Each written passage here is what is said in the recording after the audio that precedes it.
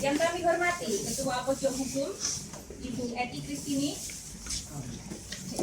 Yang kami hormati dan kami ucapkan selamat datang teman-teman tamu undangan, partisipan yang telah hadir dari KMTH, dari Universitas Terbuka, dan dari PKRI. Sungguh merupakan anugerah yang patut kita syukuri bersama atas kehadiran Allah Subhanahu wa Ta'ala, Tuhan yang Maha Esa. Karena atas berkat rahmat dan hidayahnya, kita bisa berkumpul dan bersama-sama dalam acara sosialisasi kewirausahaan dari tim peneliti Fakultas Ekonomi dan Bisnis Universitas Jambi dengan tema Pergi Migran Pulang Berbakat. Identitas, motivasi, dan aspirasi pekerja migran Indonesia di Hong Kong. Pada hari ini, Minggu 21 September 2025. Saya Siti Nurasya, selaku host yang akan memandu jalannya acara pada hari ini.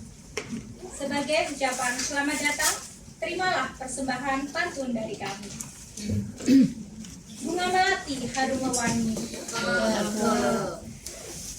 mekar indah di Taman Sari. Sosialisasi ini penuh motivasi. Mari berbagi ilmu dan inspirasi.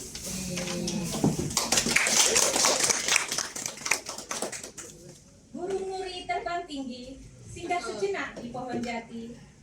Selamat datang tamu yang dihormati. Mari bersama memulai sosialisasi hari ini.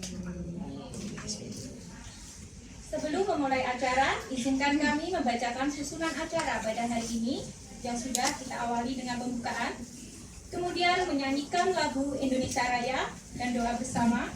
Selanjutnya adalah sambutan dari Ketua Pojok Kewirausahaan, sambutan dari Ketua Umum KMTH, kemudian masuk acara inti yaitu pemaparan materi, dilanjutkan dengan sesi tanya jawab dan juga diskusi, foto bersama, kemudian yang terakhir adalah penutup. Untuk meneguhkan rasa cinta tanah air, marilah kita bersama-sama menyanyikan lagu Indonesia Raya. Para hadirin dimohon untuk berdiri dan kepada yang bertugas kami persilahkan.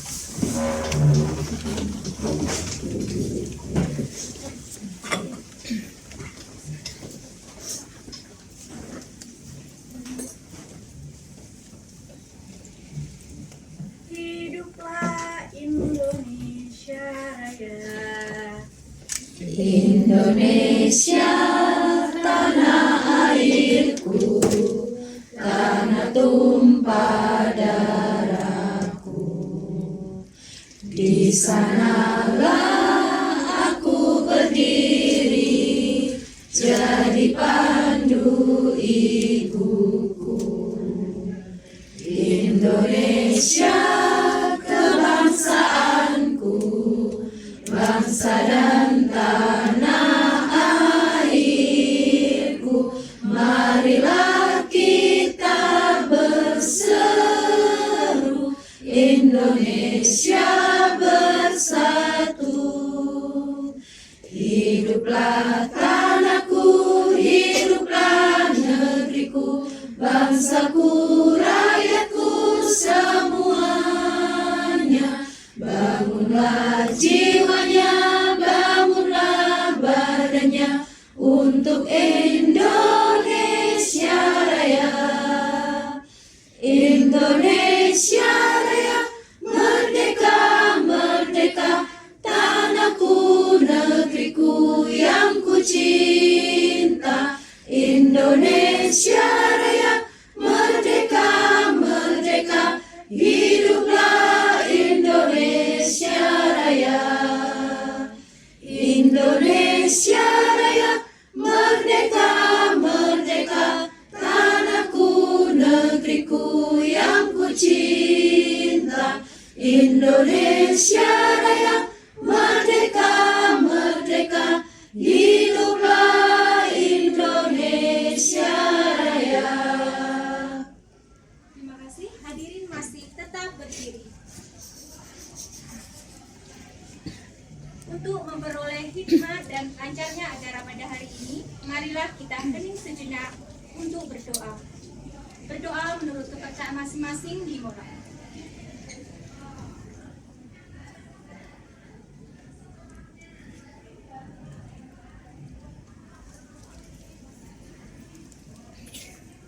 Berdoa selesai.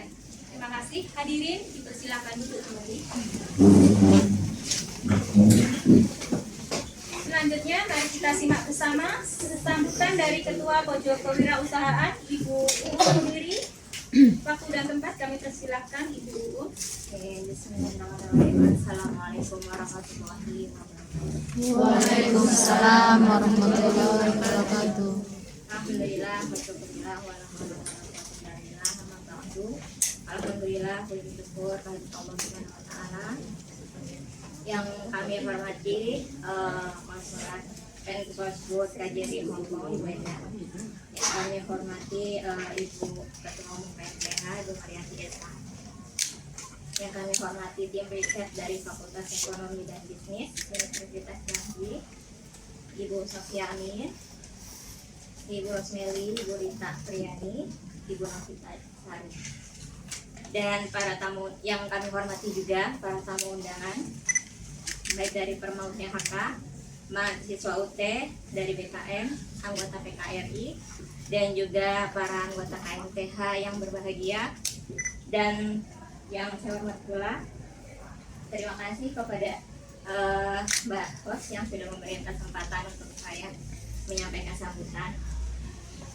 Puji syukur kepada Allah Subhanahu wa taala karena pada siang hari ini kita bisa berkumpul bersama untuk melakukan kegiatan sosialisasi. Selawat beserta salam kita curahkan kepada baginda Nabi besar Muhammad Shallallahu Alaihi Wasallam. Alhamdulillah, terima kasih kami ucapkan sebanyak-banyaknya kepada hadirin sekalian yang sudah berkenan hadir pada hari ini dalam rangka melakukan sosialisasi bersama dengan tim peneliti dari Fakultas Ekonomi dan Bisnis dari Universitas Jambi Indonesia, yang mana tim riset kali ini sedang melakukan riset dengan judul Pergi Migran Pulang Juragan, yang pastinya akan mengetahui tentang identitas, motivasi, aspirasi dari pekerja migran yang ada di Hong Kong.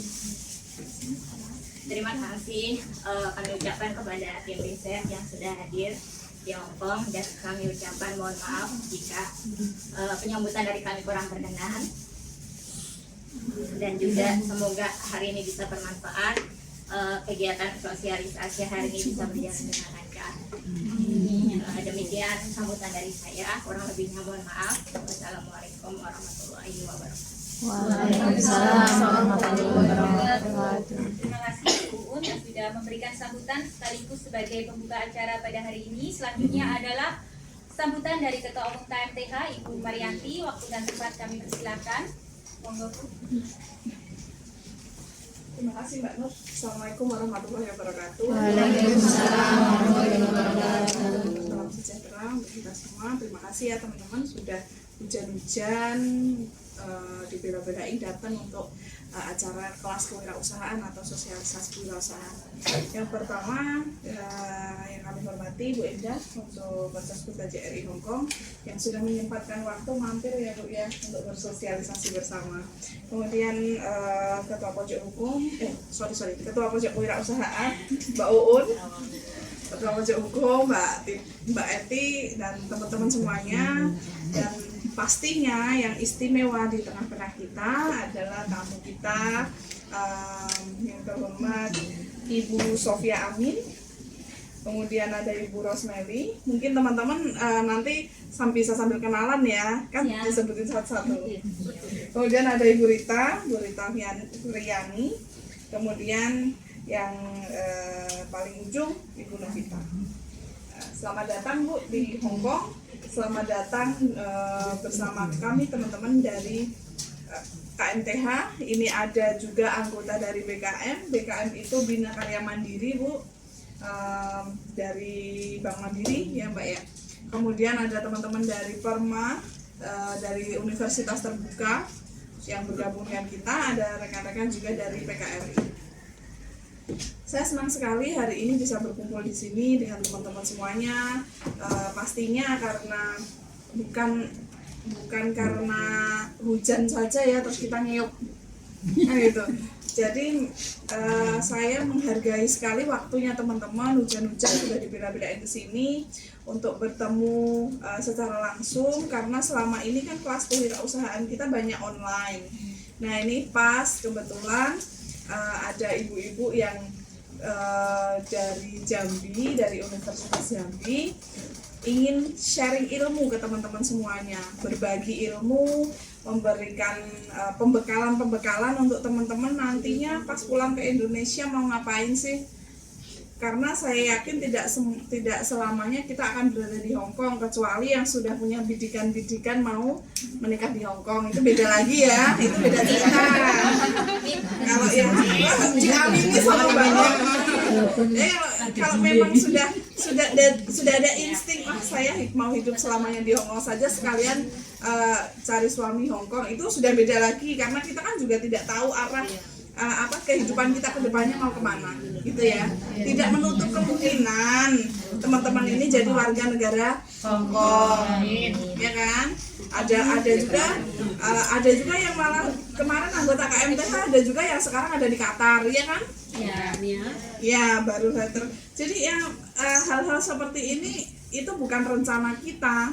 Jadi ibu-ibu dari Jambi ke sini ingin memberikan pembekalan, sharing ilmu ke teman-teman semuanya. Saya berharap dengan adanya pertemuan hari ini, selain untuk silaturahmi, kita nanti bisa kontak-kontakan. Mungkin ada yang sedang pulang ke Indonesia, liburan ke Jambi kan bisa kontak ya Bu ya, bisa main jalan-jalan ke Universitas Jambi. Jadi yuk teman-teman kita manfaatkan momen ini, manfaatkan waktu ini untuk belajar bersama.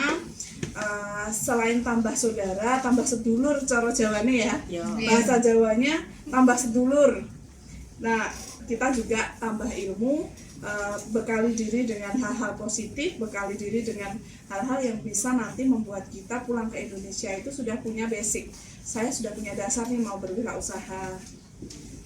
Kalau hari ini kelas kewirausahaan, kadang kita ada kelas hukum, kelas manajemen keuangan, itu kan intinya untuk membekali teman-teman semuanya nanti saat pulang ke Indonesia sudah siap dengan diri masing-masing. Jadi selamat datang di acara kelas kewirausahaan KMTH. Semoga ilmu yang kita dapatkan nanti bisa bermanfaat untuk diri sendiri dan juga untuk orang-orang sekitar. Itu aja dari saya. Semoga acara hari ini lancar sampai penutup nanti. Terima kasih semuanya. Assalamualaikum warahmatullahi wabarakatuh. Terima kasih Bu Yati atas sambutannya dan juga motivasinya untuk kita semua. Selanjutnya kita masuk ke acara inti, yaitu pemaparan materi dari Ibu Rosemary. Waktu dan tempat kami persilahkan Bu. Mungkin pembukaan dulu. Baik. Selanjutnya adalah sambutan ya, sekaligus pembukaan dari Ibu Sofia ya. Baik, saya Bismillahirrahmanirrahim. Assalamualaikum warahmatullahi wabarakatuh. Waalaikumsalam warahmatullahi wabarakatuh. Alhamdulillahirrahmanirrahim. Wassalatu wassalamu ala sayyidina Muhammad wa ala alihi wa sahbihi ajmain. Yang saya hormati dan saya muliakan Profesor KJLI Hongkong, Ibu Endang,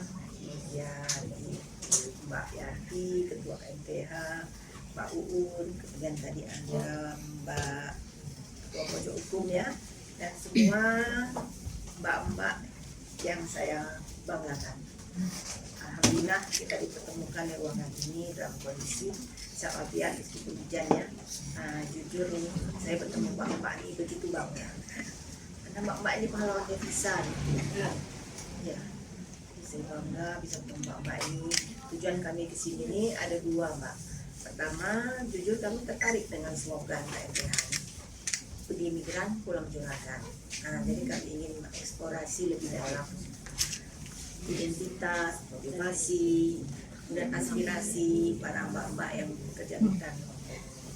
Kemudian yang kedua, kami ingin share pengalaman, pengalaman sedikit ilmu yang kami miliki mengenai pelaku usaha ya, mengenai pelatihan modal usaha dan legalitas usaha supaya nanti mbak-mbak pulang Indonesia punya kemandirian finansial. Nah, jangan sampai di sini sudah terbiasa pulang, terbiasa sini pegang uang banyak, pulang ke Indonesia kalau kata orang Jambi itu butuh itu artinya bokeh. Ya, kan? Nah, jadi maunya dari sini sudah biasa pulang banyak, ke Indonesia lebih banyak lagi karena menjadi juragan. Perkenalkan, kami berempat ini adalah dosen dari Fakultas Ekonomi dan Bisnis Universitas Jambi. Mbak dari pernah ke Jambi belum? Belum. Tahu nggak Jambi di mana? Sumatera. Betul, Jambi di Sumatera. Jadi Universitas Jambi itu adalah sebuah universitas negeri di Provinsi Jambi. Jambi itu dekat Palembang, dekat juga dengan Padang. Jadi kami ini adalah para dosen yang mengajar di perguruan tinggi. Nah, tuntutan pemerintah sekarang bahwa dosen itu nggak cuma tegak di kelas, dosen juga harus melakukan penelitian, dosen juga harus melakukan pengabdian masyarakat. Yang intinya itu bagaimana membuat ilmu yang kita sampaikan di kelas itu juga bisa berdampak, bermanfaat bagi masyarakat. Nah, karena itulah kami jauh-jauh datang ke Hongkong ini ingin sekedar berbagi sedikit pengalaman atau ilmu yang kami miliki. Jadi kita awali dengan pemaparan dulu, nanti kita boleh tanya jawab dan nanti tutup bersama. Nah, kami perkenalkan diri dulu. Nama saya Sofia, saya yang paling senior di antara berempat ini. Sehari-hari kami berempat ini mengajar di Fakultas Ekonomi dan Bisnis Jambi. Saya dari jurusan manajemen. Nah, kalau manajemen itu saya manajemen sumber daya manusia, jadi bukan ngatur-ngatur orang. Orang yang sumber daya manusia. Dan sebelah kiri ini adalah Ibu Rosemary. Ibu Rosemary ini jabatannya adalah sekretaris jurusan ekonomi pembangunan. Nah, jadi Ibu Rosemary ini tugas hari-hari itu ngatur siapa dosen pembimbingnya, siapa yang ngajar mata kuliah ini. Nah, ruangannya di mana dari Ibu Rosemary. Jadi dari jurusan ekonomi pembangunan. Ekonomi pembangunan itu belajar bagaimana perekonomian Indonesia, perekonomian nasional, membuat perencanaan pembangunan. Nah, itu Bu Rosemary. Nah, kemudian yang ditemani ada Ibu Rita Friani. Ibu Rita Friani ini dosen akuntansi. Nah, kalau akuntansi itu hitung-hitung. Nah, kamu itu minta kami mencatat misalnya pengeluaran, debit, kredit, kayak gitu kita ya. Pokoknya soal keuangan. Kemudian yang paling ujung itu Ibu Novita Ekasari. Bu Novita Ekasari ini keahliannya di bidang pemasaran. Nah, jadi kalau itu mbak-mbak ini mau jualan misalnya, gimana sih sekarang pemasaran digital nih? Nah, boleh tanya dengan Ibu Novita Ekasari. Nah, itu aja perkenalan singkatnya ya Mbak ya. Nanti kita mulai tanya jawab. Kami persilakan kepada Ibu Rosemary untuk menyampaikan materinya. Assalamualaikum warahmatullahi wabarakatuh. Waalaikumsalam warahmatullahi wabarakatuh. Assalamualaikum warahmatullahi wabarakatuh. Waalaikumsalam warahmatullahi wabarakatuh. Yang saya hormati Ibu Konsul KJRI Hongkong, kemudian Mbak Yanti, Mbak Uun, dan Mbak-mbak yang ada di sini. Terima kasih banyak atas mau menerima kami di sini. Kami bukan untuk menggurui atau mengajari, tapi hanya untuk berbagi. Ini kami dari Jambi, ini Ibu Sofia, beliau adalah dekan di Fakultas Ekonomi. Jadi beliau ini bos saya, bos itu.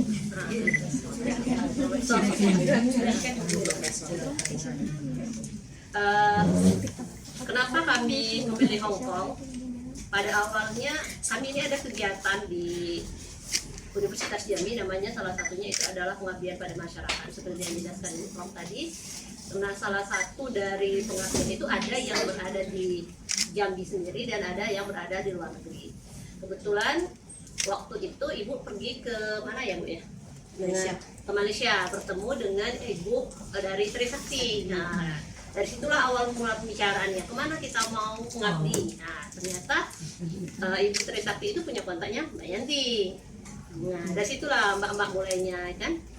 Kemudian kami bertemu dengan Mbak Yanti lewat Zoom. Kemudian kita bercerita apa sih yang bisa kita bagi, kita share di sini bersama-sama. Oh, ternyata di sini pekerja migran kita dibandingkan dengan daerah lain ternyata cukup banyak.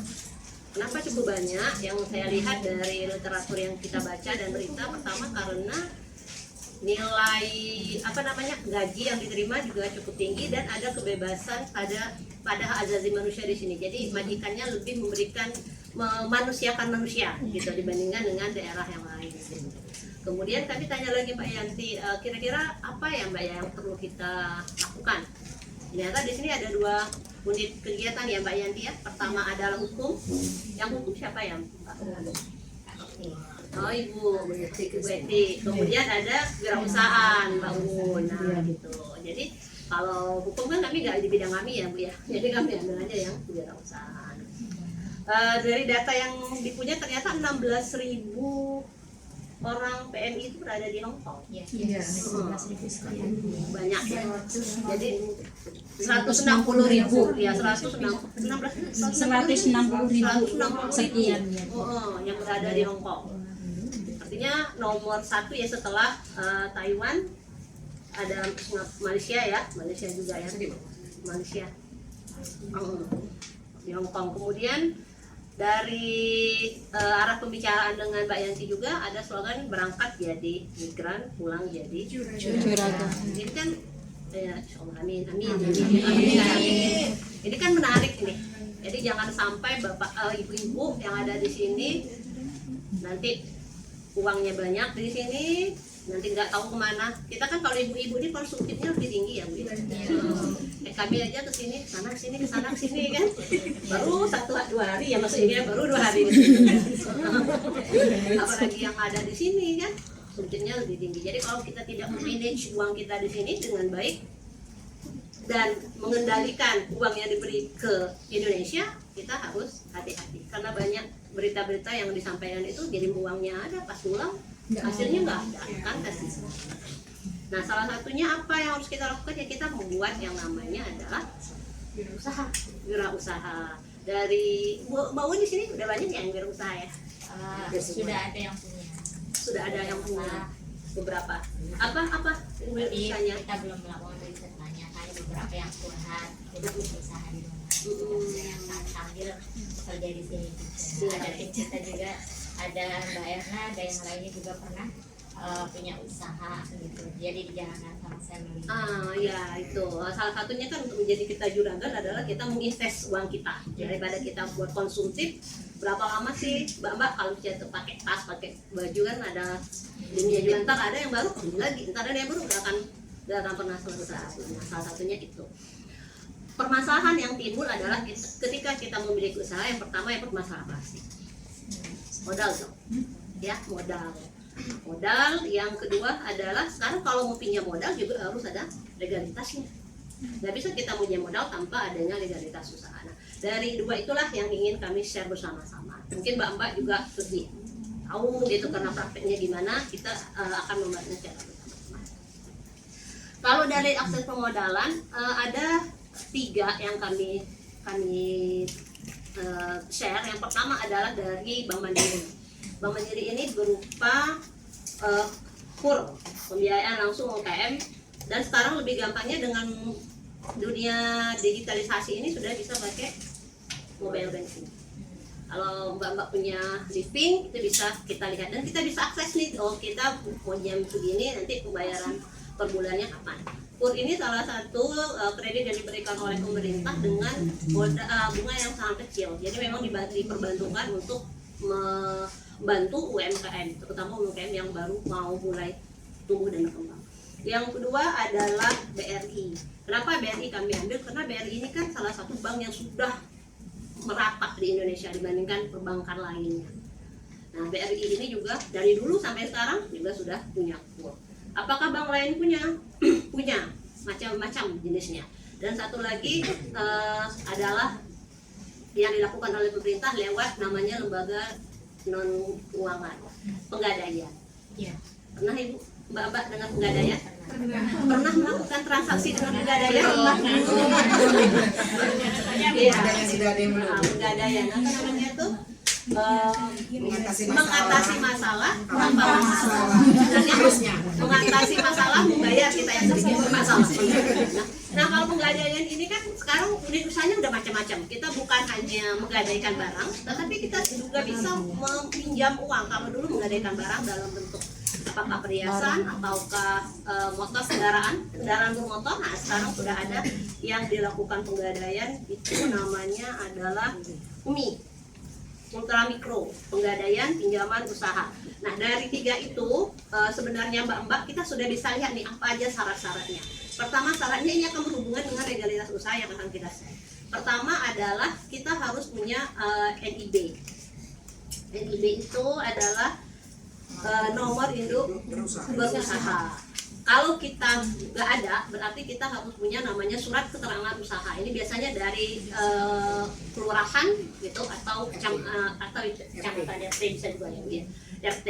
Nah itu salah satu syarat ketika kita mau melakukan pinjaman KUR. Jadi kalau pinjaman kita biasa paling-paling KTP itu pertambahannya, kemudian NPWP, kemudian kalau kita berkeluarga artinya fotokopi surat nikah. Fotokopi surat nikah. Kalau tapi ingat mbak, kalau bukan untuk KUR kita harus membayar bunga yang cukup tinggi. Tapi kalau KUR bunganya kan sedikit. Kita ambil contoh kalau kita pinjam di BRI, ini kita bisa pinjam dari 100 juta sampai 500 juta dengan maksimal tempo jangka waktunya adalah 5 tahun. Suku bunganya tahun pertama 6% efektif per tahun, kan lumayan. Kalau kita mungkin sekarang nanti dengan 200T yang akan digelontorkan oleh Pak Purbaya ini mungkin akan lebih menekan suku bunga, karena kan menarik masyarakat untuk meminjam agar perekonomian yang tadinya lesu ini kembali bergerak lebih cepat. Kemudian yang kedua, setelah ada NIB, ada NPWP. Kalau mbak-mbak di sini pakai NPWP? Pakai wajib. Tidak Bu. Tidak wajib. Oh tidak. Setelah setelah Masih di Februari tidak. Oh tidak. Kemudian kalau kita bergerak di usaha makanan, karena kan orang Indonesia ini suka makan, suka makan cemilan yang lagi tren buat sama-sama itu. Yang terus kita adalah sertifikasi halal. Sertifikasi halal ini mbak, kalau kita mengajukan sendiri, ini biayanya besar, bisa sampai 5 juta. Karena dia per item barang bahan itu dicek semuanya, sampai dapur dicek juga. Tapi kalau kita bekerja sama dengan universitas yang ada namanya kajian halal, itu murah. Kalau gratis. Kalau di Unja, apalagi di Pulau Jawa kan banyak nih universitas besarnya, saya yakin dan percaya lebih berkembang, itu gratis. Jadi kalau mbak-mbak punya ini usaha kuliner, ajukan aja sertifikasi halalnya. Karena kalau bayar kan lumayan mbak, lumayan uangnya kan, walaupun gajinya di sini gede kan, tapi kan kita carinya kalau bisa gratis, kenapa mesti bayar? Yang terakhir itu adalah PIRT dan BP POM. PIRT dan POM itu mbak standar izin usaha, kesehatan, tentang kesehatannya gitu. Yang kalau kita lihat expired date-nya kapan, seperti itu. Nah itu sangat penting dalam kita berusaha. Bukan hanya ini aja kan mbak, yang perlu kapan sih kadaluarsanya ban mobil, ban motor itu kalau kita cek ada loh mbak. Iya. Kapan waktunya expire-nya kan? Padahal kita pikir apalah cuma karet, oh ternyata ada.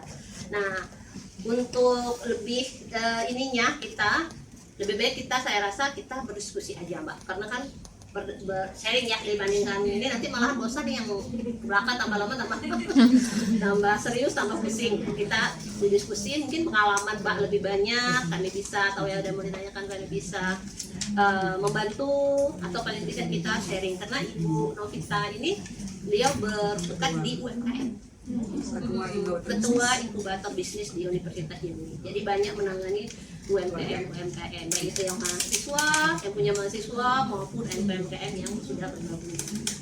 Terima kasih Mbak, saya sangat terima kasih atas kehadirannya hari ini dalam hujan yang terus menerus dari pagi sampai malam. Saya membawa berkah. Ya, semoga membawa berkah. Terima kasih banyak. Terima kasih ya Ibu dari Konsul, Mbak Yanti, Mbak Uun, Mbak semua. Mohon maaf kalau ada kata-kata saya yang salah. Wassalamualaikum warahmatullahi wabarakatuh. Luar biasa. Terima kasih Ibu Rosmeli, luar biasa sekali ya, singkat tapi cukup menarik karena membahas tentang apa ya, tentang pur. Dan itu mungkin wah ini menarik ya, jadi nggak ngantuk ini kalau bahas pur, pegadaian dan lain sebagainya. Ini teman-teman di sini siapa yang sudah punya usaha di rumah? Enggak ada di rumah di sini. Di Indonesia. Enggak ada. Oh, di sini ya? Jadi kayak small business gitu Apa? bukan. Apa, Aku, Mbak? impor ekspor. Oh, Masih mikro ya, belum. Iya, iya. Masih mikro. Tapi bisa dibilang masih stabil sih. apa itu Mbak? Usaha ekspor impor apa? Aku impor dari Indonesia oleh-oleh khas Bandung. Kalau dari Hongkongnya aku kirim barang dari Taobao. Kan di sini ada aplikasi Taobao. Itu barang-barang Cina tuh bener-bener murah dan orang Indonesia sangat tertarik sama barang-barang China kan. Iya, kayak jas slipper gitu. Terus dikirim ke Indonesia. Jas slipper itu saya suka pakai jas. Iya, pulang jadi juragan. Iya. Kalau Ibu Eti gimana Ibu Eti usaha apa? Mas. Lagi naik terus nih Mas Bambang apa Mas Doyo? Mas dua-duanya. Siang, terima kasih diberi kesempatan untuk berbagi pengetahuan. Memulai usaha itu tidak semudah yang kita bayangkan, harus memiliki ilmu. Saya berangkat itu memulai usaha karena belajar dulu lulusan dari entrepreneur luar negeri yaitu Bumklas. Dari ilmunya saya praktekkan, mulai mengelola ini tadi saudagar emas dari kecil-kecil. Maka perjalanan itu akan menjadi pengalaman kita ya, dari kecil dulu. Maka kita ada pengalaman, maka kita berani mulai itu. Lalu mengelola parfum, bibit parfum dari Singapura. Kita berkolaborasi dengan mahasiswa yang ada di Medan. Di sana kita pabriknya di sana, kita kemas sesuai branding kita, pergi lagi dikembalikan ke Hong Kong dengan harga yang beda, tentunya harga Hong Kong. Dan berikutnya kalau sudah memiliki usaha dan berani mencoba, artinya pengalaman itu ada, nggak akan takut lagi. Kita tahu ya siklus pasang surut, kita mengerti. Kemudian karena dalam menuntut prodi ilmu hukum, kita juga ada kesempatan untuk membuka kantor hukum sendiri dan berjalan hingga sekarang. Itu saja dulu, terima kasih. Kenapa lebih suka mengoleksi perhiasan yang dipakai dengan emas batangan atau dalam bentuk Boleh. koin gitu ya? Boleh, Tuan. Emas batangan memang bagus karena kenapa kita terjauh dari yang namanya ongkos. Ya, kos ongkos. Ya. Nah, kemudian kita itu bisa menggunakan deposit box untuk hal itu, untuk pribadi.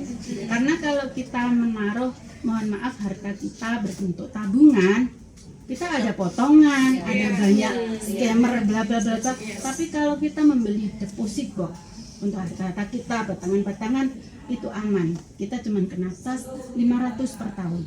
Barang kita sudah taruh situ, udah aman. Kemudian kalau yang lain-lain, kalau kita ada nggak apa-apa tuh ya, sambil kalau melirik boleh pesan ke saya. Boleh pesan, ada diskon gitu. Hati-hati ya Bu. Kita lingkungan baik-baik, jadi kita dikondisikan mau kemana kita dan kita tahu ajang mana yang kita kunjungi. Terima kasih. Jangan pamer di medsos ya Bu. Ya, Enggak, bahaya. mungkin kalau di Lampung mungkin ya itu bahaya. Kalau di Lombok aman. Tapi sudah ada yang mau pesan.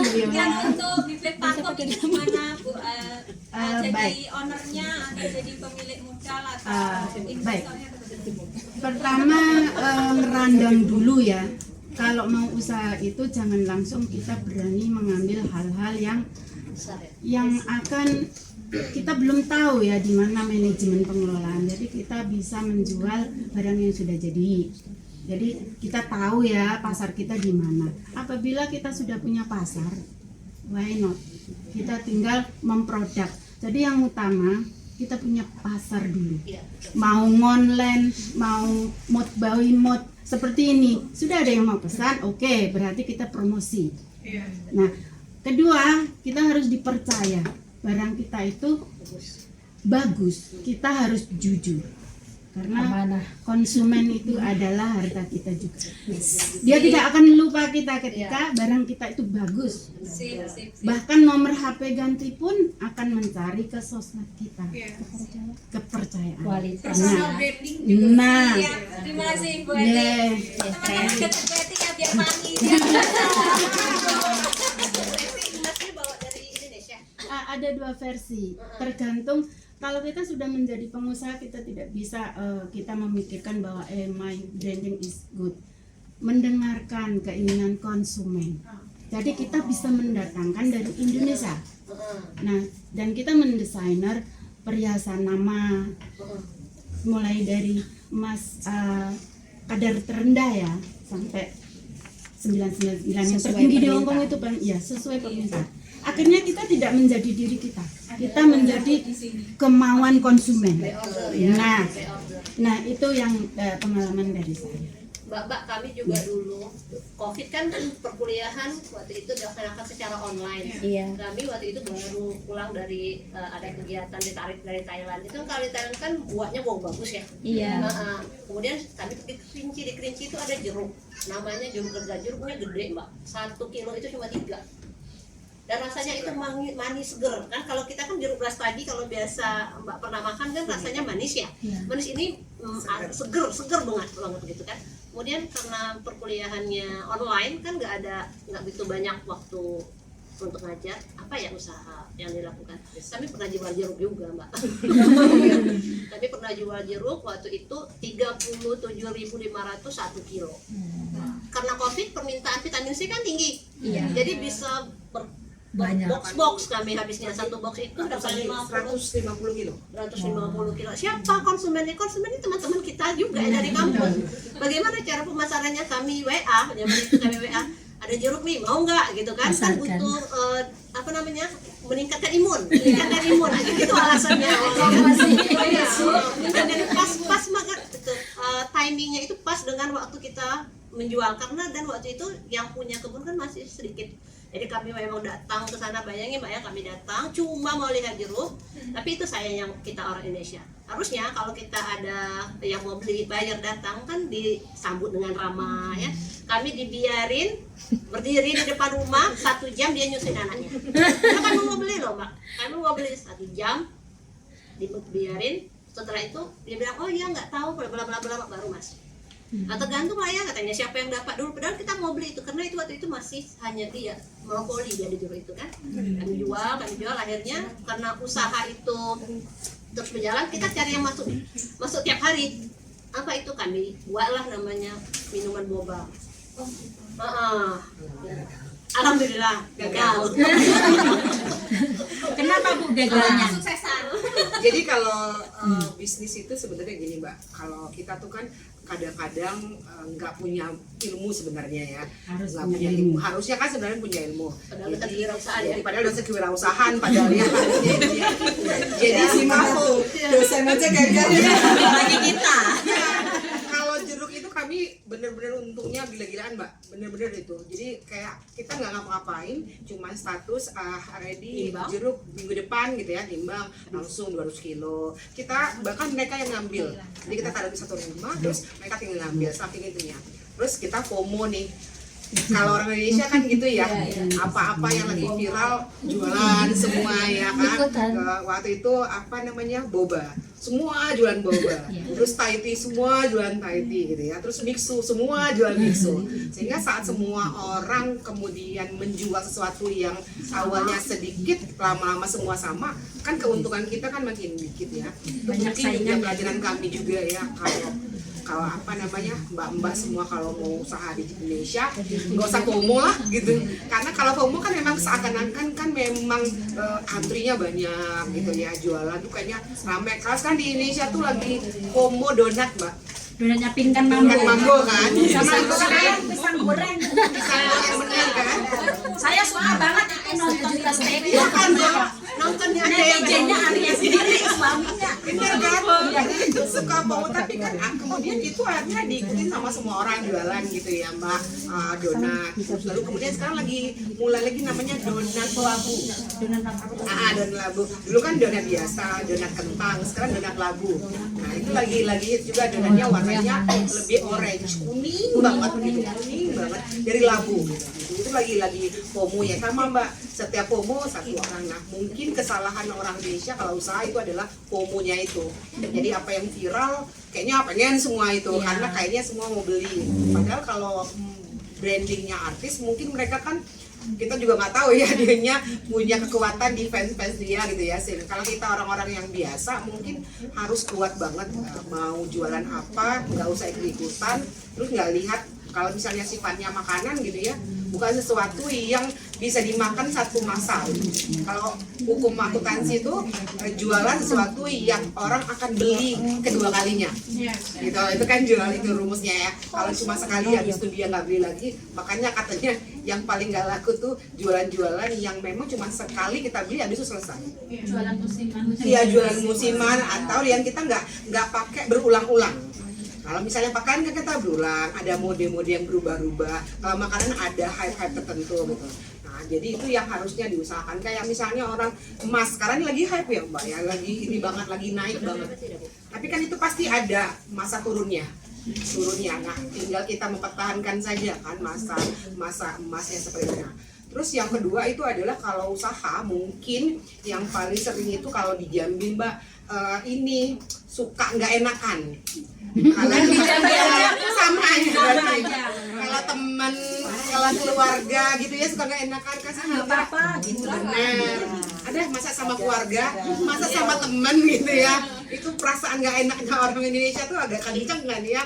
Jadi kurangin lah, diskon lah gitu ya, masa sama keluarga, masa sama teman. Nah itu mungkin kami juga salahnya juga gitu di situ. Terus dihutang lagi Bu.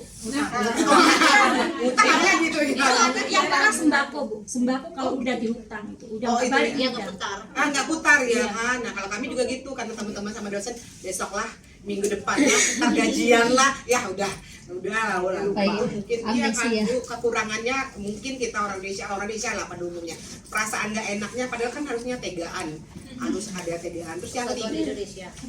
yang ketiga mungkin pas apa nentukan harga jual itu yang paling sering juga salah gitu. Nah, kita tuh suka nentukan harga sama-samaan sama orang, padahal mungkin kalau produk kita bisa jadi lebih bagus. Yang pertama, kualitas barang kita mungkin lebih bagus gitu ya.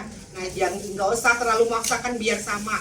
Kalau kualitas udah ada, harga itu ikut kok gitu. Orang-orang tahu kok gitu ya. Mau ini kayaknya bagus, biar lebih mahal tapi kita puas dengan apa yang di ini. Kayak tadi jual-jualan itu kan banyak juga ya sebenarnya mahal gitu.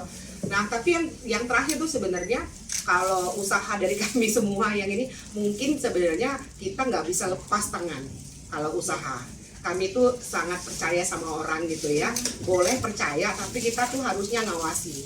Kalau mbak-mbak misalnya punya usaha nanti di Indonesia gitu ya, keluarga gitu ya, kita mau harus percaya sama keluarga, tapi kita tetap juga harus minta misalnya laporan keuangannya gitu ya, penerimaan, biayanya. Jadi kita nggak boleh full lepas tangan gitu, karena ya kita nggak tahu ya, manusia ini berubah gampang banget gitu ya, keluarga aja bisa jadi musuh. Kalau soal uang ini sensitif sekali, bener kan? Jadi kadang-kadang mungkin kita nggak bisa lepas satu persatu, kita harus awasi, kita harus make sure juga gitu sama satu orang, biarpun kita percaya pun kita tetap harus juga ada rasa ini ya, rasa berjaga-jaga lah kalau itu, kalau jangan sampai apa-apa.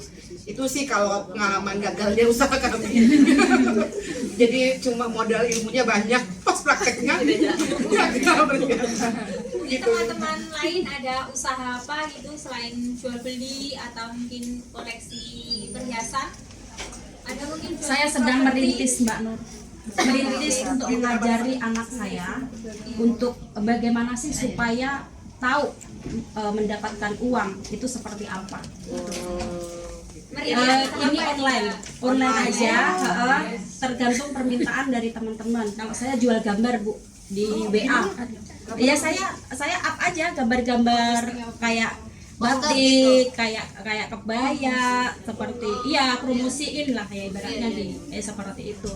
Kalau di Indonesia itu yang lagi itu apa ya namanya apa ya Bu, kalau menjualkan produknya orang lain, bukan reseller, affiliate ya, affiliate itu kan lagi keren ya di Indonesia itu. Jadi saya maklar bukan maklar. Nah, jadi saya belajar dulu memang dari nol. Kalau dulu saya bisnis percetakan sama mantan suami dulu sebelum ke Hong Kong, dan itu memang jalan yang menjalankan saya. Cuma memang kan yang editingnya itu mantan suami, kalau saya cuma ngeprintnya aja, dan kita itu kerjasama sama percetakan yang lain. Jadi percetakan itu kerjasama ke kita cuma ngambil untung sedikit aja, kita bagi hasil.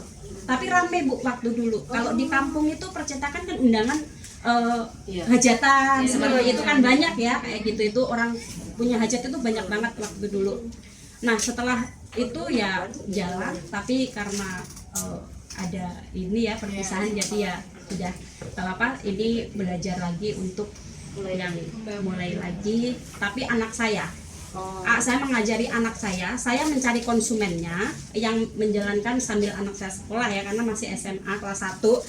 Cuman tujuan saya itu supaya dia tahu bagaimana caranya mencari uang, untuk mendapatkan uang itu seperti apa, kayak gitu. Ya sedikit-sedikit hari ini juga ada 3 orang, 4 orang, tak masalah, sedikit-sedikit 10.000, 20.000, yang penting orang ada konsumen, pesan kita carikan, ambil sendiri di ekspedisi. Kita udah nggak ada ini lagi kan ya, nggak usah terlalu punya tanggung jawab penuh ya ke konsumen, ambil sendiri, uang transfer ke bank kita lewat Dana bisa, lewat bank lain juga bisa, seperti itu. Jadi tinggal ngambil untung aja kayak gitu. Saya belajar juga dari affiliate itu tadi.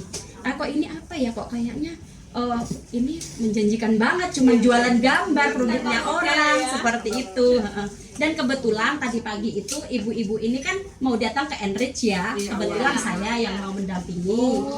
Ya saya ambasadornya Enrich, jadi kebetulan kalau di Enrich itu juga diajari tentang pengelolaan keuangan, mendirikan usaha sendiri, menambah tabungan, itu ada seperti itu.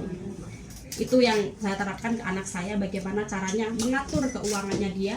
Saya beri anak saya ini per bulannya misalkan 1,5 juta ya, 1.500.000. Nanti saya minta laporannya buat beli apa aja ya. Terus tabungan, untuk tabungan itu dia nabung paling tidak ya 50.000 atau ambil 50.000 untuk menabung, sisihkan jangan sisakan.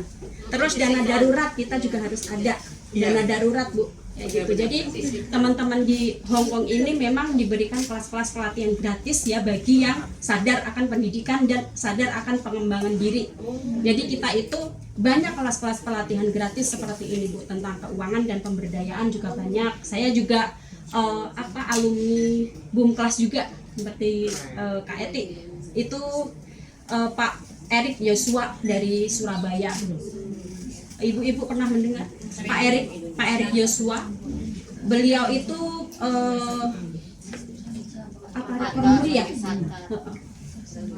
memang entrepreneurship beliau, iya entrepreneur. Itu aja sharing saya. Sepertinya juga pengen sharing ini. Tetap ini bos ya. Dorong pasir ini. Bos pasir Bu, biar menginspirasi kita. Iya. Perlu dong. Oke, terima kasih Mbak Nur kesempatannya. Ini sharing bisnis saja ya, biar teman-teman juga nanti pas mau pulang itu sudah ada gambaran, oh saya mau bisnis ini. Kebetulan usaha saya itu di bidang pengadaan bahan bangunan Bu. Jadi pengadaan pasir, batu bata dari alam Bu, bukan yang semen dan besinya, tapi kita yang dari alam. Jadi kita Jadi kita mengambil bahan baku kemudian disetor-setorkan ke proyek-proyek. Nah, ada juga yang di kami itu yang eceran, Bu. Eceran itu yang bukan dijual satu karung ya ecerannya. Eceran itu pengguna pribadi. Ya, itu kan paling pesanannya satu truk, 2 truk gitu. Tapi kita bekerja sama dengan proyek pengadaan yang di perumahan, kemudian dari Pemda itu kita biasanya adu tender, Bu, proyek. Jadi kita minta lah ke Pemda, kita minta berapa persen untuk pembangunan talut, untuk pembangunan jembatan seperti itu kan. Iya, itu kan harus lewat Pemda, Bu, dan semua tidak lepas dari politik kalau itu. Nah, jadi kita juga perlunya relasi. Nah, ini yang saya tekankan paling penting ini ya, teman-teman. Kalau dari Mbak Anita, Mbak Eti tadi kan mungkin dari knowledge dulu, pengetahuannya dulu. Nah, kita kembangkan lagi teman-teman ke relasi. Kalau kita sudah punya jaringan yang luas, kita mau berbisnis itu sudah tidak setengah-setengah. Misalnya kan dulu pertama kali saya punya usaha itu pemanfaatnya, penggunanya hanya perorangan. Mungkin ada tetangga desa yang butuh bahan bangunan, ada lagi orang yang sedang bangun apa, terus kita butuh. Tetapi saat relasi kita sudah luas, kita masuknya sudah ke Pemkot nih, pemerintah kota, pemerintah desa, pemerintah daerah, minta proyek, kita dikasih dong berapa persen untuk pengadaan bahannya. Nah, itu perlunya relasi untuk teman-teman. Nah, bicara di zaman COVID, saya juga ngomong-ngomong soal lemon, Bu, saya juga pernah FOMO, Bu, ikut-ikutan lemon, jualan lemon di Hong Kong, tapi sudah dalam bentuk kemasan. Kalau ibu-ibu mungkin pernah dengar, itu namanya lemonisa. Iya, lemonisa. Jadi lemonisa itu booming di masa COVID karena memang semuanya butuh antioksidan ini. Pas kita ketemu di jembatan sebelum COVID. Itu belum ada lemonisa masuk. Belum. Jadi lemonisa ini memang benar-benar menghasilkan, menguntungkan karena dari satu box pembelian itu saya bisa pulaan lagi 3 box. Jadi saya beli 1 box itu, Bu, habis selesai habis 1 box bisa untuk pulaan 3 box, dan 3 box itu kan bisa jadi 9 bisa. Jadi di rumah saya itu sudah kayak gunung lemonisa, Bu. Botolnya kecil-kecil segini. Yang dulu pernah berteman dengan saya di tahun COVID 2020 pasti pernah menjadi korban saya. Oh ya, jadi memang iya, tapi kan kalau untuk ke Hong Kong kita juga menghitung pengiriman juga, karena kan 1 kilo itu hanya ada 3 botol. Iya, jadi sebenarnya triknya ini bagus selain tadi relasi ya untuk pengembangan bisnis. Triknya ini mengikuti gaya bumi, mengikuti yang viral. Kalau tidak viral, diviralkan sendiri. Apalagi teman-teman yang sudah jadi konten kreator ya, yang jadi konten kreator itu biasanya masuknya ke TikToknya, ke media sosialnya, itu juga bisa membantu. Itu sih, Bu, sharing saya. Jadi teman-teman, saya harap teman-teman juga bisa mempersiapkan diri untuk pulang ke Indonesia. Maksudnya mempersiapkan diri usaha sebelum pulang ke Indonesia gitu ya bahasanya. Jadi ya kan Pak Menteri yang sekarang sudah diganti, itu kan memang slogan kita berangkat migran pulang saudara. Kalau yang investasi ratus ribuan, kita berharap jadi miliaran kan gitu. Amin. Terima kasih semuanya. Teman-teman ada yang mau bertanya atau mau sharing lagi usaha apa yang beda gitu? Saya mau bertanya yang tadi untuk BRI yang apa namanya KUR itu ya Bu ya? Itu untuk yang KUR itu kan kita kan harus mengasih sertifikat untuk Bank Mandiri atau gimana? Kalau mau punya untuk usaha nggak perlu, Mbak. usaha nggak perlu. Bukti usaha aja ya Bu ya, Iya, biasanya SIP disurvei. itu. Kalau saya SIP. dulu pernah saya mengambil KUR dulu, disurvei. Memang ada usaha yang Iya. yang dijalankan seperti itu. Oh gitu. SIP ya. Kalau kecuali kalau bukan usaha memang perlu tahunan. Tapi kalau untuk usaha Kalau kur usaha, ya, Mbak, enggak. kalau usaha cuma untuk surat aja itu ya? Iya, iya. Surat izin usaha itu, Mbak. Sampai 500 juta Mbak itu. Oh gitu. Masih Bu, hanya 100 juta Bu di Jawa Tengah. Oh di Jawa Tengah, di Iya. Jambi 100 sampai 500 Mbak. Masa pembelian kur Bu? Iya, murah ya. Murah kan Tapi mungkin tergantung ini ya daerah juga. Tergantung daerah sih kan. murah bunganya memang. 0, sekian. Iya, karena di rumah saya itu kan di bawahnya ada objek wisata ya, namanya Danau Singkil, baru dibuka. Nah itu Mbak yang jualan kan banyak yang usaha mikro itu, yang tapi ada kemudian congkeh. Itu rata-rata pada awalnya mereka itu pakai ini, pakai rentenir itu kalau bilangnya koperasi om-om. Padahal bukannya Jadinya surat untuk kepala desa itu juga perlu ya Bu ya? enggak kalau Nggak perlu kan? kalau ada NIB, kalau nggak ada NIB pakai ini loh. Oh gitu. Tapi kalau ada IB langsung ada IB karena surat itu salah satu yang menunjukkan kalau kita punya usaha yang legal. Oh gitu. Ya dulu kan pakai om yang lanjutan tadinya pakai om tuh. Jadi om itu dia tiap hari datang ngambil ke RT gitu loh, Mbak Yanti. Banyak kan, kemudian ada dari Bank Mandiri waktu itu. Jadi semua yang di sana itu sekarang pembayarannya kur itu kalau saya nggak salah dia yang kalau dekat rumah saya itu dia sebulan berapa kecil banget kata dia. Cuma sayangnya kita ini kadang-kadang kalau terima uang yang harusnya untuk usaha dijadikan Uang pribadi. dijadikan ganti TV. Nah itu sayangnya kan jadi akhirnya usahanya mentok dengan berapa yang dijual besok itu lagi yang diputar nggak kembang. Nah, itu sayangnya. Terima kasih Bu. Ya sebenarnya Tadi Ibu ada dua jenis kur ya, mikro sama makro ini dijelaskan Bu biar Mikro dan kecil. Kalau yang tadi yang mikro itu 10 sampai 50 juta. Kalau yang tadi saya sampai 50 juta itu namanya kur kecil. Oh, Di jadi BRI juga. apa namanya Bu? Kur kecil. Kur kecil namanya mikro. Enggak, kalau kur mikro itu 10 sampai 50 juta plafon kreditnya. Kalau kur kecil baru 100 sampai 500 juta. Oh, jadi harus kur kecil. Jadi untuk bor itu sendiri kan kalau kur kecil, kur mikro itu 10 sampai 50 juta itu persyaratannya hanya NIB. Gampang. Jadi nomor induk berusaha saja itu kan bisa didaftarkan secara gratis ya di WSSS ya, punya KTP ya. Nah kalau misalnya kur kecil itu 100 sampai dengan 500 juta, tapi ada persyaratan tambahan seperti SIUP, DDP, akta pendirian usaha dan lain sebagainya. Usaha mungkin ya, CP, BP dan lain sebagainya. usahanya ya.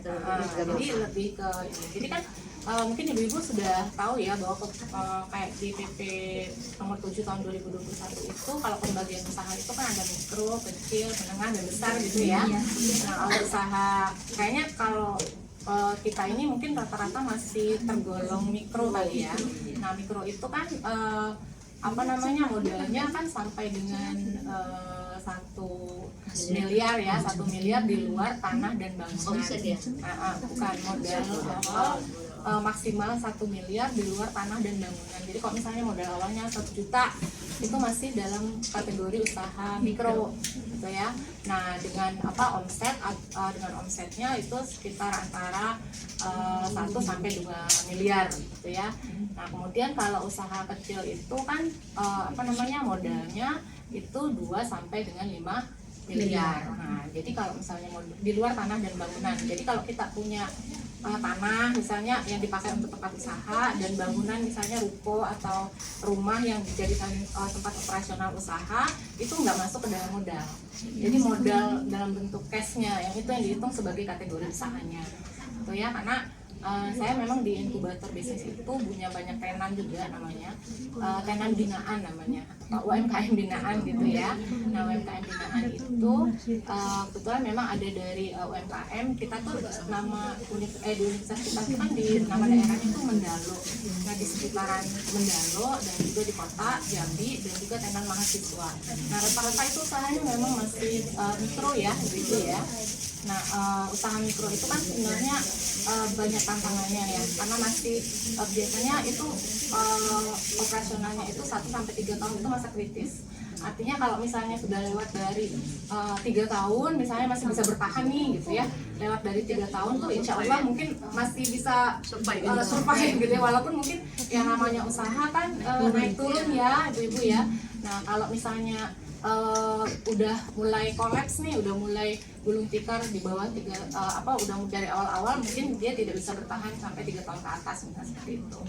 Nah tadi kan ibu-ibu di sini kan sudah banyak juga ya menjelaskan, Bu Rosmeli udah cerita usaha kita yang bermacam-macam sebenarnya ya, dari kami ibu-ibu dosen yang gabut-gabut ini kan kita kerjain apa lagi ya, gabut banget gitu ya, udah usaha ini aja, usaha ini aja buah impor nggak pernah seperti apa namanya buah leci dari Taiwan waktu itu kan, leci dari Taiwan. Sebenarnya Cina banyak yang leci itu Bu. Iya. Buah persik, peach, segala macam lah pokoknya yang impor ya. Jadi banyak sekali usaha-usaha kita yang bertahan kemudian gagal, bertahan gagal, tapi intinya adalah kita tuh mau coba gitu loh. Kalau kita nggak coba tuh kita nggak tahu. Iya, kita benar-benar nggak tahu apakah kita bisa atau enggak. Nah kemudian tadi Bu Rita juga bilang soal FOMO ya, FOMO. Nah FOMO itu sebenarnya ada sisi positifnya juga sebenarnya ya. FOMO itu boleh kalau menurut saya ya, nggak masalah sih sebenarnya kita mengusahakan sesuatu yang sudah viral atau memang sesuatu yang banyak sudah kalau bahasa tingkat tingginya itu blue ocean katanya ya. Jadi pasar yang udah jenuh sebenarnya, pasar yang sudah banyak pesaingnya, itu oke sebenarnya, nggak apa-apa. Yang penting kalau dalam kewirausahaan itu ada yang disebut dengan value proposition. Jadi apa sih yang menjadi faktor pembeda produk kita sedikit aja dibandingkan dengan pasar yang udah banyak nih misalnya gitu ya. Kayak ibu tadi jual emas gitu ya Bu ya, ada berapa banyak nih orang yang jual emas, parfum dan emas misalnya ya. Nah itu kan sebenarnya pasarnya sudah ramai juga sebenarnya, tapi ibu misalnya menawarkan sesuatu yang beda, yaitu bisa custom, kemudian bisa by request, misalnya mau emas Hongkong, mau emas Indonesia, mau emas Saudi misalnya seperti itu. Kan tidak semua tempat jual emas menawarkan itu ya Bu ya. Mas bule itu requestnya dia Bu. Mungkin ibu nyediain juga peluang ini gitu ya. Boleh juga disediain jual pasar ya. Iya. Jadi bagaimana kita menangkap apa yang menjadi kebutuhan konsumen di pasar yang udah jenuh tadi gitu ya.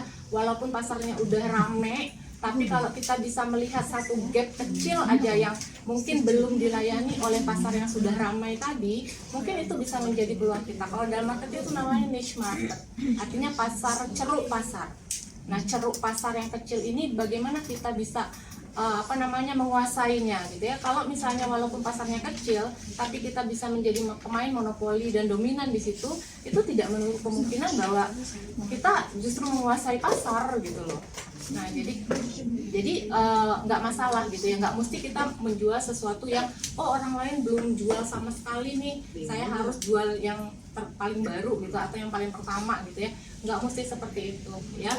Nah kemudian tadi dalam Bu Rosmeli bilang kan dalam mengajukan ini ya KUR misalnya pinjaman itu memang kalau untuk usaha yang sekelas mikro itu memang cukup NIB saja, nomor induk berusaha, tapi kan nanti ada survei itu ya, ada survei. Nah alangkah baiknya pada saat pihak pemberi modal itu melakukan survei, kita juga punya yang namanya business plan, ya, artinya laporan singkat lah tentang usaha kita, ya, misalnya jenis usahanya apa, kemudian bergerak di bidang apa, kemudian pasar yang dilayaninya di mana saja, misalnya sebenarnya laporan sederhana saja, kemudian lampirkan dengan BMC namanya atau business model kanvas, ya. Bapak Ibu sudah Ibu sudah pernah diajarkan nggak soal BMC? Belum, cuma pernah mendengar saja. Nah, jadi BMC itu adalah bisnis model hanya 1 lembar saja. Ini bisa saya pakai nggak? Boleh. Jadi kayak kuliah saya.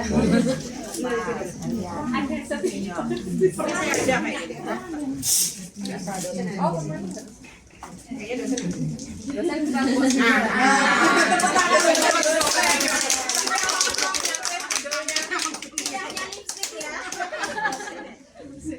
Kelebihannya dosen itu ya sudah sampai Hongkong aja spidol masih di bawah. Nah, kita tidak lihat nampak. Maaf ya kalau saya Dosen sejati itu.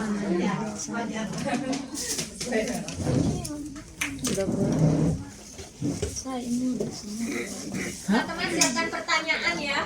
Siap. Kita masih lama di sini. Boleh ya Bu ya? Oh, besok. Iya, di luar. Di luar juga hujan kan. Kita berteduh sambil berilmu. Yes. Bu, kalau lama masih ada nggak nasinya? Airnya belum air buang di mana? Balik kulkas kan? Juga kali mbak.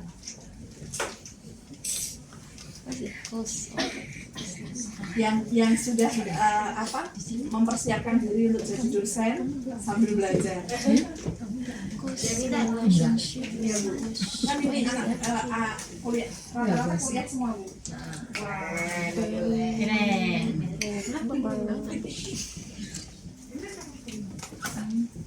Gue boleh duduk situ nggak? Aku boleh duduk situ nggak? Alhamdulillah.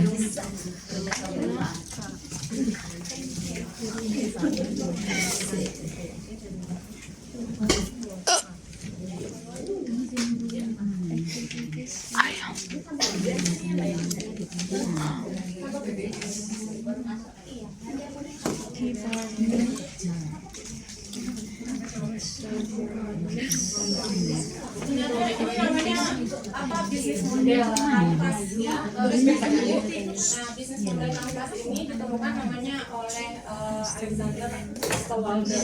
Ini mataku yang Prabon apa kecil?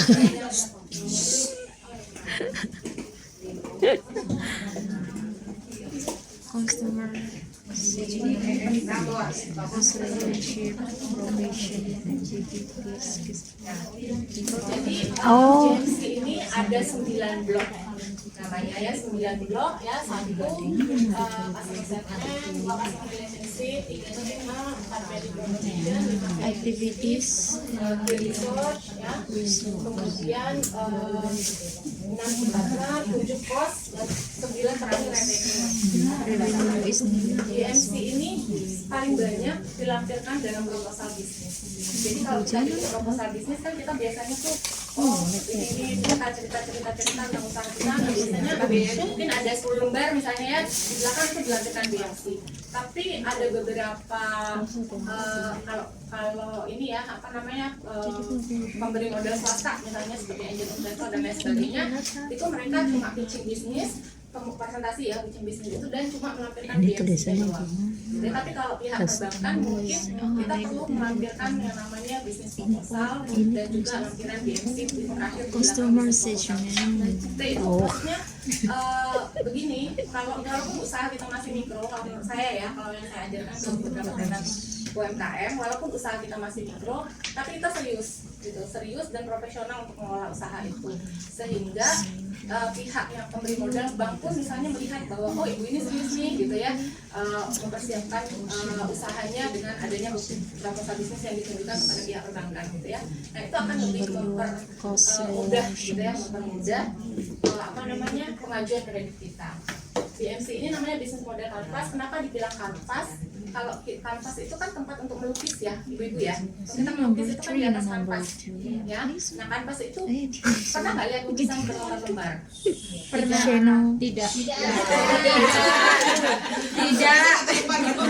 Lukisan berlembar-lembar enggak ya? Biasanya kalau kita lihat kamera itu kan lukisan tuh satu tok gitu ya, nggak ada lembar berdua, lembar tiga kayak buku gitu ya.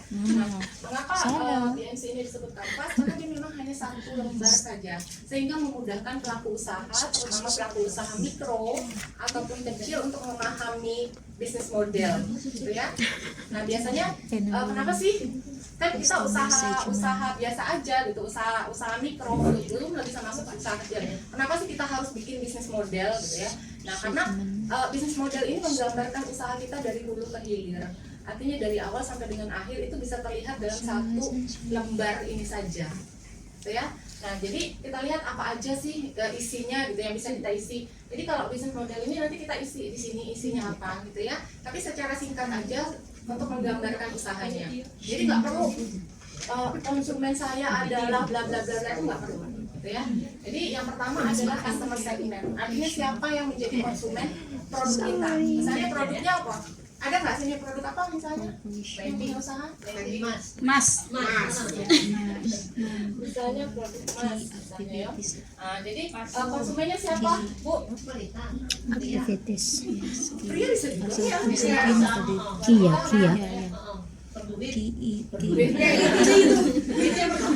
Kita siap. Kalau segmen konsumen semakin spesifik itu semakin bagus, gitu ya.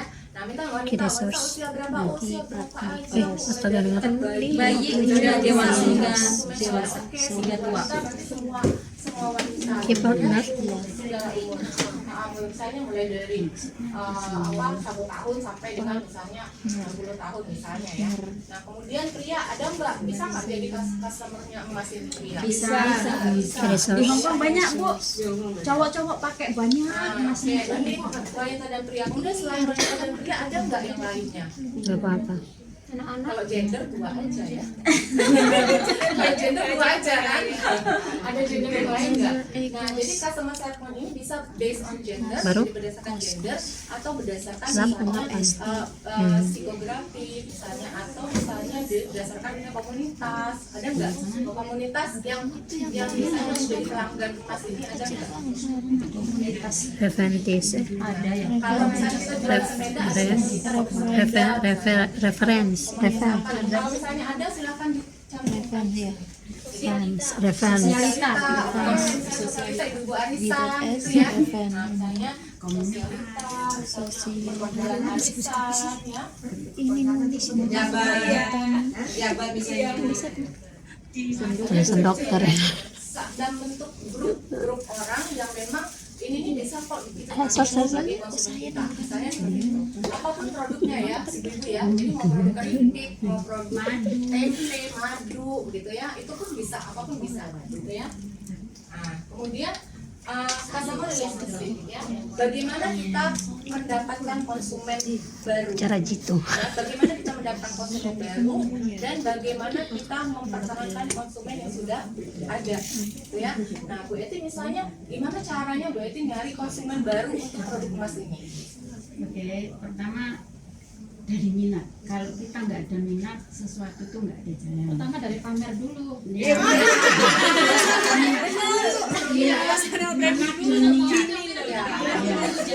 Mungkin Kak Aisyah sekarang nggak minat, nanti di belakang minat. Dan minat itu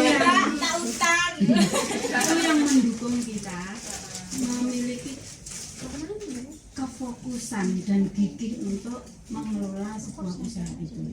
Maka kita nggak bisa gegabah langsung gerak seambut, nggak bisa. Kita merendam pelan-pelan, maka pengalaman ada di situ. Oke, berarti cara Bu Eti, saya terjemahkan ya. Iya. Cara Bu Eti untuk mencari konsumen baru adalah dengan menampilkannya melalui misalnya dirinya sendiri. Itu namanya apa? Personal branding. Personal branding. Itu kan ya, jadi dari personal brandingnya Bu Eti misalnya ya. Nah, dia nggak pakai emas, orang gimana tahu? Misalnya kita jualan nggak pakai lipstiknya sendiri kan orang nggak tahu. kan misalnya kita cantik banget videonya Promosiin. Jualan skincare tapi muka kita abu-abu. Itu warna personal brand. customer relationship ini bagaimana kita mendapatkan konsumen baru dan bagaimana kita mempertahankan konsumen, gitu ya. Mempertahankan konsumen gimana caranya? Bu Eti Aku bacanya untuk konsumen personal yang udah brand, pernah bos. beli produk Bu Eti ini supaya dia mau beli lagi tuh Bu Eti Ada. siapa sih? Ada tip pertama kita wajib jujur akan keadaan si barang itu. Contoh misalkan emas kan ada kadar garis rendah, tinggi, dan medium. Itu kita harus terus terang. Misal kepada konsumen berapa lama barang ini ready. Nah, ini penting. Kita wajib on time. Misal kalau secara online kita menjanjikan 2 minggu, 3 minggu, barang itu 1 bulan datang, maka ini cacat kita, cacat kepercayaan. Padahal hal kecil ya, konsumen ada duit, tapi kita wajib memanage antara kapan barang itu datang, kekurangan dan kelebihan produk itu sendiri. Nah, seperti itu. Kalau untuk misalnya privilege misalnya dikasih nggak ke konsumen yang udah pernah beli, oke kamu udah pernah beli sekali produk saya, saya kasih diskon. saya kasih dia misalnya diskon gitu ya. Misalnya ada. Jadi selain customer dan konsumen itu artinya Dapat kiss nggak? orang yang percaya membeli barang kita, maka kita juga kembali apresiasi kepada beliau. Kadang ada tip-tip tertentu ya, misal momen beliau ulang tahun kita menelpon beliau. Kedua, kita berikan ya sedikit apa gitu, beliau itu gembira sekali, bukan hal mahal enggaknya barang yang kita jual, beliau sayang dengan cara kita melayani. Diskon. Itu tipe pertama. Dan ini yang terpenting, banyak orang memulai usaha itu ada yang bicara lelah di jalan dan kolak. Artinya apakah orang tersebut tidak memiliki modal? Tidak. Karena survei di lapangan itu juga penting, seperti yang ibu-ibu laksanakan ya, pendidikan tidak sebatas di area kampus, harus survei melihat dengan pendidikan itu sendiri ditingkatkan hingga di batas mana. Nah, usaha yang terbaik bukan barang kita yang keren, tapi permintaan konsumen. Nah, dan pelayanan. Kedua, kejujuran tadi. Dan ini yang limit. Ketika menjadi seorang usaha menanggung. Artinya kita mengerti sebuah usaha itu ada siklus pasang surut, misal penjual es. Musim panas kita banyak ini ya konsumen, tapi musim dingin gimana? Artinya kita harus punya beberapa usaha. Dan kalau bisa, iya. Jadi kita nggak bisa berpatok pada satu tujuan. Kita usaha ATK. Ya kalau mulai buka ini aturan baru laku. Kalau enggak bisa kemana dapur wajib itu. Dan ini pemberian gaji kepada apa? Kita tidak boleh serakah. Kita harus memikirkan nasib dan kenyamanan para partner karyawan yang ada di pihak kita, karena seorang pengusaha itu tidak harus ada di tempat, boleh di luar negeri, boleh di mana-mana. Jadi nggak harus mengurusin intern di dalam usaha itu sendiri. Jadi seperti itu. Oke. Itu dulu Bu. Ya, oke. Berarti ya itu ya dari kalau dari usaha Mas Bu Eti berarti ada personal branding, artinya kejujuran ya dan lain sebagainya ada di diri Bu Eti sendiri gitu ya. Kemudian dia kasih diskon, kemudian dia kasih pelayanan yang on time ya, dan kemudian dia kasih hadiah, ucapan dan lain sebagainya pada saat ulang tahun. Nah itu sebenarnya hal-hal kecil tapi itu akan menyentuh hati konsumen gitu ya. Nah, kemudian ada channel ini adalah saluran yang digunakan oleh pengusaha untuk sampai produknya ke tangan konsumen. Pakai apa sih kalau di Indo itu kan kalau kita jual makanan tuh kan kadang-kadang kita nyantar sendiri misalnya, atau kita menggunakan aplikasi misalnya Gojek, GoFood, Maxifood, ShopeeFood dan lain sebagainya. Atau misalnya kalau kita jual kosmetik nih, misalnya kita pakai reseller misalnya gitu ya. Nah, reseller misalnya dropshipper, affiliate tadi ya, affiliate marketing misalnya ya. Kemudian dan lain sebagainya. Jadi ada banyak channel-channel yang kita gunakan. Nah, untuk produk kita tuh kita pakai channel apa sih? Misalnya untuk emas ini misalnya langsung ya, misalnya pribadi atau misalnya aja pakai reseller misalnya gitu ya. Nah, di sini kita bisa melihat untuk penjualan produk kita pakai ini.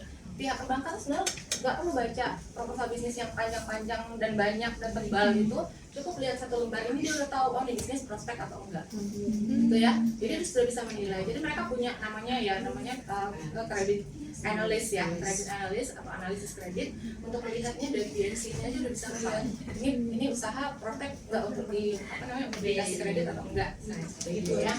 Nah, tapi harus serius nih ngisi BNC-nya gitu ya, jangan asal-asalan juga. Tapi biasanya sudah ada tetap ada survei ya, apalagi kalau untuk kur kecil ya, tapi kalau mikro biasanya ini cukup ya. Berarti kondisi usahanya juga harus dimaksimalkan ya untuk ininya. Iya,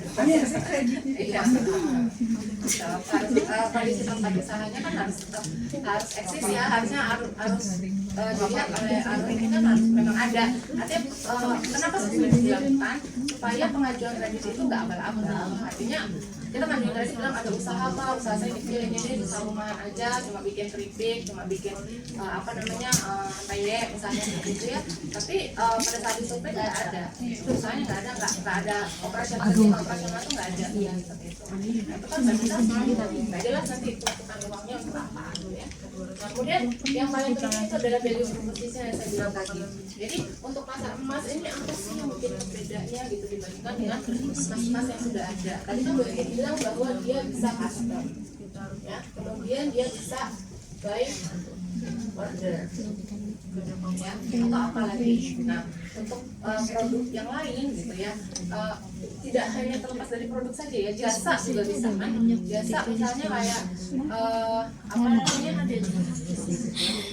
misalnya kayak saya tuh usahanya kan jasa ya. Nah, jasa Kostum ya. 3 kostum ya. Transportasi gitu ya. Nah, dengan usaha transportasi Kostum. Dari Ya, kostum kostum. keunggulannya itu apa sih misalnya? Kalau misalnya usaha yang lain itu by nego-nego misalnya. Ganti Tapi kalau orang dia miskin. sudah ada list yang pasti terkait dengan jarak, terkait dengan total pengajuan transportnya berapa itu juga jelas. Jika konsumen itu cuma hitung aja jarak sekian berarti biayanya sekian, jarak sekian biayanya sekian. Nah, yang lain misalnya masih ya. Kemudian ada ini aktivitas kunci dari usaha kita tuh apa sih? Aktivitas kuncinya apa? Kegiatannya apa aja di usaha itu? Menjual emas, mempromosikan, apa lagi? Catering. Mas di cateringin. Kemudian memesan nggak? Memesan kan emasnya nggak dibuat sendiri kan perhiasannya ya? Bisa melalui memesan, karena kan model daripada emas itu beragam. Kan memesan model, misalnya model emas ya. Apa ini? Memperkuat emas. Memperluas. Karena kan ini Menjual. Menerima kembali. Memperluas saja. Memperluas.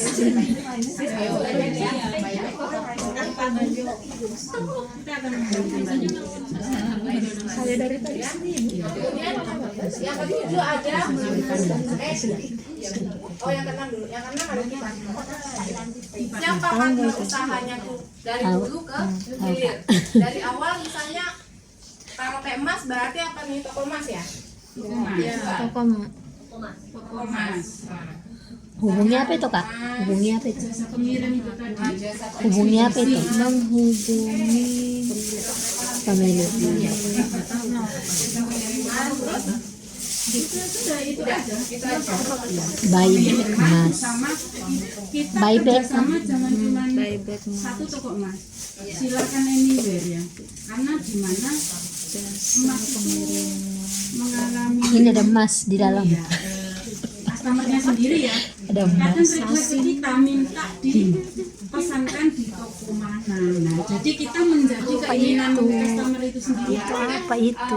Ini toko emas. Iya. Tadi ya, tapi konsumen kan bebas milih mau emas yang mana misalnya dan jasa pengiriman sampai dengan tangan konsumen gitu ya. Nah kemudian yang ketujuh adalah key resource. Jasa pengiriman. Ibu misalnya dalam menjual emas itu apa, ada karyawannya enggak misalnya. Kalau bikin makanan misalnya kan mungkin ada karyawan yang bantu apa dan lain sebagainya, nah itu dimasukkan ke sini. Kayak parfum itu pengelolaan itu dari bahan mentah. Jadi produk bibitnya dari Singapura, kerjasama dengan para mahasiswa, kita mulai menyewa sebuah lahan untuk produknya itu sendiri. Nah ini yang Itu kalau parfum ya Bu ya. Iya, Tapi kan parfum. kalau emas kan misalnya kalau ibu nggak punya karyawan hanya mengerjakan sendiri aja, berarti key resource-nya itu sebenarnya ibu sendiri aja. betul, Gitu ya. cuman Kecuali kalau misalnya punya dua karyawan. personal. Nanti kalau misalnya ditanya Astagfirullah, aku salat penumpang. aja Pak, saya order, saya yang mengirim gitu ya. Dan saya yang menerima uang Saya yang duitnya yang menghabiskan dulu saya. semua sama saya gitu kan. Oke, sebenarnya nggak masalah. Yang penting kan tadi Bu, jujur gitu ya, jujur dalam menjawab. Dicari orang kan. Iya. Nah, kemudian Nomor ada dua cost apa? ya. Biayanya Pribadi. apa aja sih yang dikeluarkan dalam apa namanya proses jual beli emas Masalah. ini? Misalnya ya, biayanya apa? Biaya pengiriman kita ini kita sudah masukkan ke manajemen daripada harga Itu aja. Iya, itu saja. Itu aja, are you sure? Yakin Ibu itu aja. Sekali. Ada yang disebut dengan hidden cost. Jadi hidden cost ini adalah biaya yang timbul tapi nggak dihitung oleh pengusaha. Apa? Bagaimana ibu menghubungi pembeli? Dengan menggunakan apa? Oh, kalau itu kita menggunakan free daripada WhatsApp ya. WhatsApp itu kita di sini yang murah-murah banget sih. Walaupun ya Tapi kan ada kuota, beli kuota bukan sehari. Iya kan? Itu kan biaya sebenarnya. cuman ya murah sekali, cuman $90 sangat seperti makanan ringan saja. Kalau pengusaha itu 100 perak itu dihitung. Iya, sudah masuk ke situ. Iya. Sudah ada 1 di sen dalam. dolar itu dihitung gitu ya. Bukan pelit tapi perhitungan. Bahkan gaji kita sudah ada di dalamnya. Bagus ya. Gaji kita sudah termasuk dalam harga emas itu. Bukan. Kita harus punya gaji. Bukan Fendi. Bukan Fendi, tapi merek yang tabang. Pendapatannya ya dari penjualan. Bisa tempo nggak bayarnya? Oh, kita tidak kasih tempo. Kita punya Bagus nggak modelnya? bermasalah kalau kita memberikan hutang. Bukan Jadi kita Fendi, tuh Frank. kamu pesan tunai, ada uang ada barang, ya ada uang ada barang dan ibu desainer waktu itu sudah Flamboyan. Selain revenue dari penjualan secara tunai itu ibu ada diskon dari tokonya. Kalau kita misal ya ada diskon dari toko. ada Ada pendapatan diskon tuh ya nah, kan? pendapatan diskon bukan termasuk gaji ya, itu bonus untuk kita masuk ke bonus. Ya. Nah, Nah, ini sih sebenarnya BMC sederhana yang bisa dibikin, sebenarnya bisa kan ya, gampang ya ibu-ibu ya, semuanya ini bisa dibikin dalam satu lembar saja ya. Untuk template BMC ini di Google tuh banyak banget ya, banyak banget, di Google banyak banget dan bisa contoh juga dari Google gitu ya. Cuma mungkin selama ini ya belum tahu aja bagaimana cara mengisinya gitu ya. Nah ini kan ada yang banyak, ada yang sedikit, tergantung kepada usaha dari ibu-ibu semua nantinya. Nah ini akan sangat diperlukan. Kalau mahasiswa tuh kalau mau dapat permodalan dari perlomba-lombaan mahasiswa atau dari luar, kemarin saya terakhir itu 171 proposal untuk Bismillah Foundation. Namanya Bismillah Foundation itu dia memberikan pendanaan total 2,5 miliar untuk mahasiswa dan UMKM. itu apa namanya, mereka cukup melampirkan BMC aja. BMC doang, 1 lembar ini doang. Nah, dari Universitas Jambi kita lolos di 100 berapa untuk tahap awal. Nah, jadi sampai ke tahap akhir itu yang tahun 2024 itu dari Magelang atau dari mana gitu ya, di perusahaan keramik gitu ya. Nah, dia itu dapat pendanaan sebesar berapa ya, 500 juta kalau nggak salah. Nah, dia sudah ekspor impor juga. Padahal cuma bikin keramik. Siapa sih yang nggak keramik? Banyak kan yang bikin ya. Keramik banyak yang bikin keramik. Ini apa namanya? Mungkin gelas-gelas gitu loh. Bukan keramik ini pot misalnya gitu ya. Nah, tapi dia desainnya itu memang apa ya, desain kekinian yang apa namanya, Naruna. Boleh dibuka di Google Naruna. Iya, Naruna. Nah, jadi si masnya masih muda banget gitu ya. Nah, dia menang di desain dan juga konsep eco-friendly-nya tadi. Jualnya lebih banyak ekspor ke luar negeri dibandingkan di dalam negeri, pasar dalam negeri. Nah, itu mendapatkan pendanaan di Bismillah Foundation. Cuma melakukan BMC doang. BMC doang, lolos BMC, kemudian presentasi, lolos sampai tahap akhir. Untuk 500 juta itu dia nggak bayar kan, jadi dapat bantuan. Jadi bukannya kredit, dikasih dan tidak dikembalikan. Jadi kembalikan 500 juta. Tidak dikembalikan. Kayak investor gitu ya. Hadiah. Pemerintah ya, Bismillah Foundation. Kayak riba gitu. Iya. Namanya DSC di Instagram aja ada tuh. Apa itu semacam bantuan gitu ya? Bantuan. Ya, tapi kalau itu kan dulu ada. Komisi ya. Tapi cuma selembar ini, yang dilombakan cuma selembar ini. Ikut ke Singapura. Iya. Kan lumayan ya, nggak perlu bayar lagi. Iya, jadi saya pernah dapat hibah yang dari pemerintah Bu, yang 600.000 sudah. Saya udah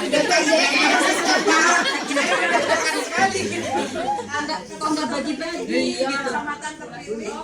Jadi satu yang kecamatan Pak Jokowi yang 2,5 juta untuk UMKM. Oh bukan Bu. Kecamatan terpilih itu programnya dari Umda. Iya. Jadi iya, satu kecamatan itu memang banyak UMKM-nya. Kemudian di data semuanya, terus setiap usaha itu ada dapat 600.000 kan. Kalau di desa kan lumayan. Dia kan kayak beli desain kan, dari pemerintah itu beli desain. Kalau 600 dolar lumayan lagi. Wah, $600.000 gitu ya. Kalian pulang dulu saya semua. Ya kan seperti yang Bu Mary bilang tadi kan, karena ada kucuran dari pemerintah ini yang berapa 200 triliun yang disebar ke Bank Himbara itu ya, bank pemerintah semua itu kan memang untuk membuka keran-keran kredit ini. Jadi misalnya kalau misalnya memang itu sudah startnya go misalnya gitu ya, nah boleh kita tuh mengajukan kredit terutama untuk usaha mikro. Tapi belum sih. Belum potong tali gitu ya, Belum potong tali. Masih belum juga. Ibu berarti BMC ini masih plan ya atau gambarannya seperti apa? Seperti proposal gitu ya? Enggak, jadi usaha yang sudah eksis boleh, ide bisnis boleh. Kalau mahasiswa itu biasanya ide bisnis gitu ya. Kalau DSC juga ide bisnis ya, Bu ya. Masih ide bisnis boleh, usaha yang existing yang sudah ada itu boleh. Kalau yang existing lebih bagus lah. Kita ngisinya enak kan, memang sesuai dengan usaha kita. Kalau pun boleh nggak pakai BMC? Dilampirkan. Kalau pun itu tetap ada proposal. Proposal tetap ada. Ada proposal bisnis. Iya wajib, itu wajib. Penting kan kita benar-benar bahwa itu Cuma kita ada pada usaha. saat dia survei tuh dia males kan baca proposal. Banyak kan biasanya dia suka lihat BMC-nya untuk melihat secara umum gambaran usahanya. Iya, tapi harus tetap ada proposalnya. Walaupun mungkin sekian deh. Lanjut Kak. Silakan Mbak Erna. Iya, sebelumnya Assalamualaikum warahmatullahi wabarakatuh. Waalaikumsalam warahmatullahi wabarakatuh.